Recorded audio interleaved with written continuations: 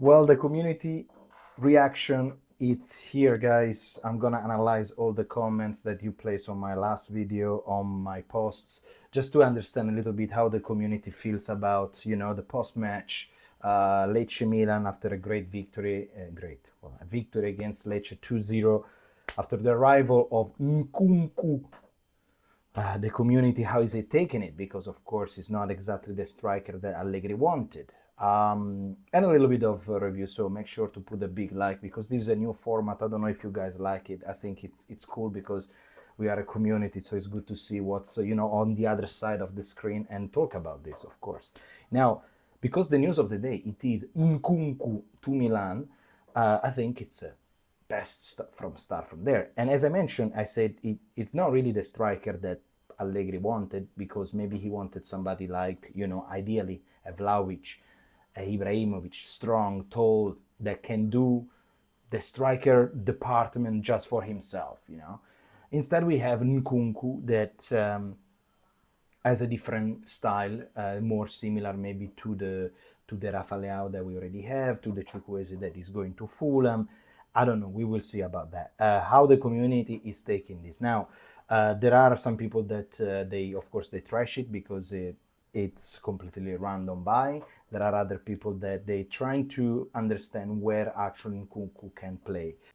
I think one of the best comments that I read that makes sense is this weekly steel chair pod.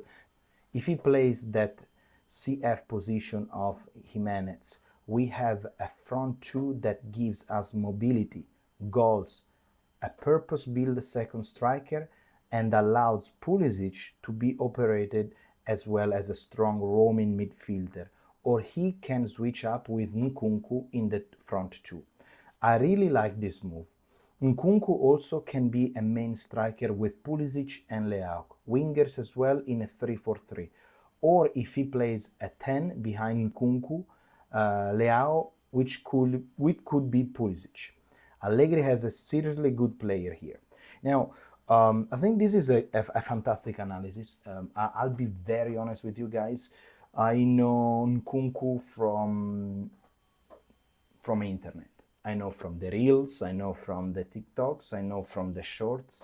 I never watched a whole game of Nkunku play, so I have zero knowledge on the guy.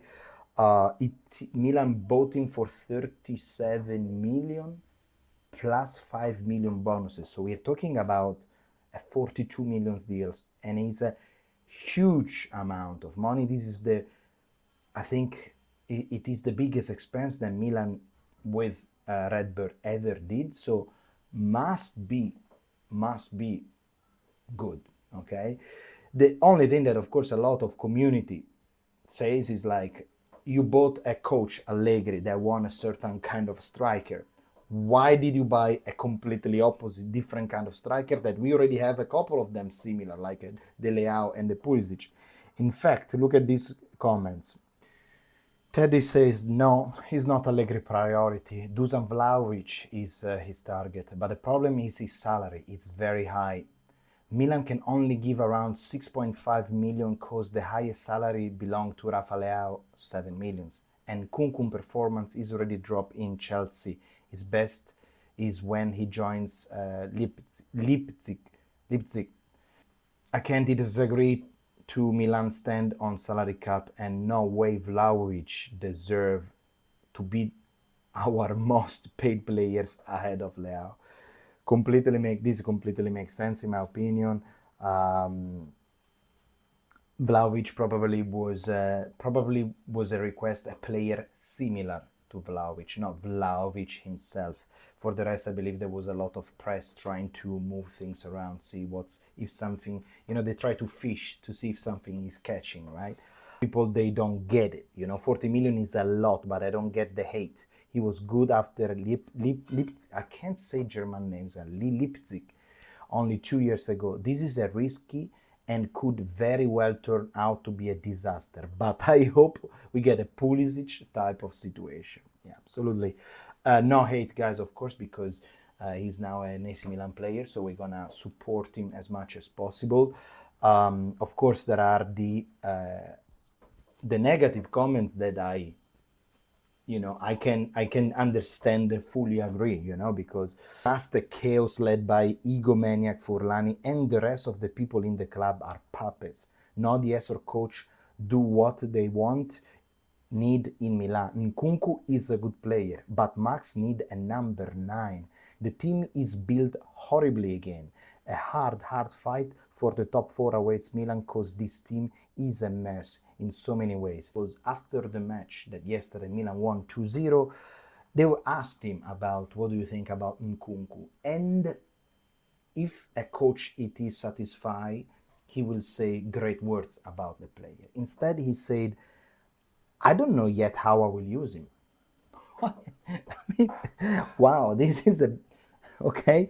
He said he's a player of great quality, and I think we already have a very good player up front.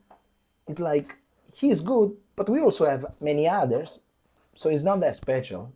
Talking about Allegri, of course, we have to talk about the meme that already was created yesterday when Musa was shocked by the calma from Massimiliano Allegri. The picture there, it's awesome. It's here we go. Now there is our Mad Max. Calma, Allegri said calmly.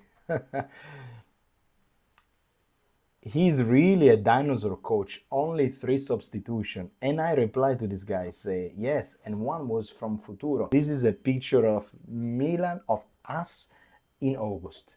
This is it. Like, this is the perfect representation, I think. Like, we are a match day 2, and this is already our status, man. This is already how mentally we are unstable. Fucking hell. Now, talking about the match from last night, from the best to the worst. So, from Alexis Saelemaekers to Santiago Gimenez. Alexis, he's the heart of this team. He improved a lot in Roma. I really like him. Lecce away, especially in summer, is always tough. Even more so with this emergency lineup. I honestly expected a hard match. That Saelemaekers that run resulted in the free kick before Loftus-Cheek goal. That boy has the heart and lungs of iron. First Serie A victory of 2025-2026 season against a completely inoffensive team. Despite the victory, Milan's content remained very poor. Only Modrić and Saelemaekers they were able to energize the team throughout the match. With these 2 players, the team has Serie B level content. We are fully aware that hiring a coach like Max Allegri means soporific matches to watch, but it will also be important not to systematically overdo it. Well, so as we said in the video, best one was Saelemaekers, second best one in my opinion, Luka Modrić, third best, of course, Christian Pulisic. All the others, you know how the match was, right? It was very soporific, as the comment said. The worst one, however, under the eyes of everyone was Santi Gimenez. Now, I want to tell you my perspective over Santi Gimenez before we read all the comments. Now, it's driving me crazy. I'll be honest with you, it's driving me fucking crazy because it's not possible that a striker can miss so many goals, can miss so many first touch and so on. But I want to believe in Santi. He has a huge weight over his shoulder because he's wearing the number 9, in theory, number 9 of Milan. And the weight is very, very, very big on his shoulder. Everyone expects him to do something. As a striker, you need to be confident. And right now, his confidence is below his feet. Get ready because the comments are trash. Santiago Gimenez is cursed. Bro breaks Yashari on training, and when finally makes a good ball control and score, he's offside. Although we won, we played exactly the same as against Cremonese. We all knew when Allegri was appointed that we can expect beautiful games, but they really don't know what to do in attack. Gimenez is finished. That guy really doesn't want to be here, and I hope we get Dobwig. Not in terms of being better player than Santi, but we can at least hope because he demonstrated he can score 20 plus goal in Girona. The defense, Pavlovic, Gabbia and Tomori, it's still not working in my opinion. Agree. They look so disjointed and not organized at all. A very good team will have scored too many goals against us, prone mistakes defenders. Milan needs a leader in defense, and I would suggest we go all out and get Akanji. Santiago Jimenez, to me, has lost all the confidence of this world. We need a striker ASAP. Finally did a concede. Don't know how Nkunku fits in this. Here it's going all ballistic, guys. Get ready the popcorn. I predicted 1-0 to Lecce. I'm glad I was wrong. Salemakers or nakers, a colloquial English term for balls, was great. Great games. Jimenez once again was on the beach, making tacos somewhere down south of Mexico. Reports have it that Allegri has no idea how he will use the new Nkunku and Jimenez and Leao. So what the fuck does? I want to see a real match against Napoli, which will be soon. That's a test. Calma, calma, calma. Jimenez need to be physically strong like Ibra. Guys. Now, it's also good in this community to have people that they don't agree with you, you know? They say, for example, I disagree that we are in such bad position. If we continue with this team lineup, then yes. But when Leao returns, Pulisic starts, Nkunku plays behind the striker, Ricci plays in the middle with Modrić, and finally Akanji at back at 4-2-3-1. Today's lineup was crap and represented a midweek Milan team playing Coppa Italia. Well, your comment is like, you disagree with me, but you agree with me. You know, you're like, right now we are not in a bad position. Well, what we see against Cremonese and Lecce, we are still far away. What's going to happen when other players are fit, we will see. But right now, you know, Jet, that we are ages away from being in a good position. Okay, so we will see. So our midfield basically was from last season where we finished 8th without Reinders. Didn't expect anything at all from it. Fofana and Musa are horrible. Musa tried to score a header from 22 meters away. I saw that. Loftus-Cheek at least offers physicality, but even Loftus-Cheek sometimes in a midfield when he cannot jump, he cannot prevail against the other. Come on. A little bit of venom, you know.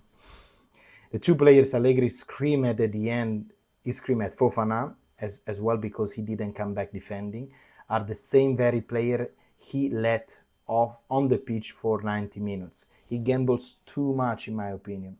Jimenez wasn't a ghost, in my opinion. He was just worse than I could ever imagine. Freaking Lapadula will do better than him. I mean, wow, Lapadula. Shout out to Modrić, who aged 40 and bosses midfield of Fofana, Musa, and Loftus-Cheek. Yikes. Man, Musa is a player without brain, I'm sorry. Modrić is a 5 level above, and all he needs is one more technician next to him. Fofana, Loftus-Cheek can go on. Honestly, I hope the winter and the new CB will play soon. Nkunku will help. I think, guys, only time will tell us what's going on with this, because of course it's Cremonese and Lecce. They are not too high. They are not tests. So we will see. Anyway, ladies and gentlemen, let me know what do you think of the video. Always open to read all your comments. We're going 2 weeks break. And this week, probably I will do a video about the curva because it's been requested a few times. Other than that, I wish you did enjoy the video. Thank you so much for watching, and sempre forza il diavolo rossonero. Ciao.